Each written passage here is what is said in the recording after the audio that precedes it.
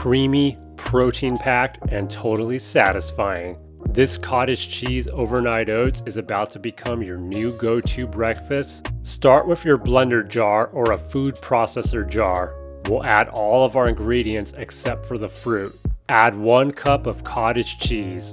I'm using 4% milk fat cottage cheese here. You can use reduced fat or fat-free cottage cheese for this recipe, but it won't be as creamy as you'll see later in this video. Add 3/4 cup of old-fashioned rolled oats. Add 2 tablespoons of flax seeds. You can use hemp seeds or chia seeds if you prefer. Add 1/2 cup of milk. I'm using unsweetened vanilla almond milk to lower the calories, but you can use regular milk if you want it even creamier.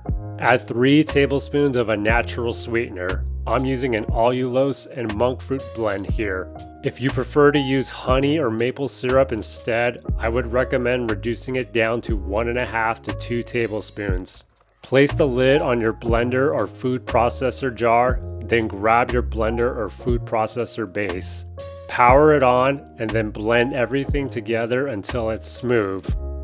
If you find the mixture sticking to the sides of your jar, pause it and use a spatula to scrape the sides, then continue blending. You shouldn't have to do that for this recipe though. Once it's done blending, transfer it to a bowl or a mason jar. Add 1/2 cup of fruit to your blended mixture. I'm using strawberries and blueberries for this one today. Gently fold the fruit into the mixture. Then cover your bowl with plastic wrap or place the lid on your jar.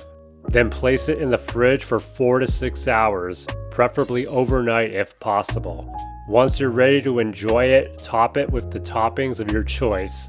I'm going with some additional strawberries, blueberries, and flaxseed.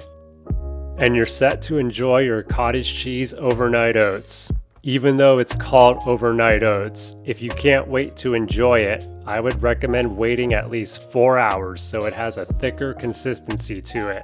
Feel free to get creative with the toppings. Swap out the strawberries and blueberries for your preferred fruit, or add some granola and crushed nuts for a bit of extra crunch. If you plan on taking this with you on the go, I highly recommend placing it in a mason jar so it's easier to transport. These last up to 5 days in the fridge. You can make a bunch of these ahead of time so you have a ready-to-go creamy and filling breakfast for the entire week.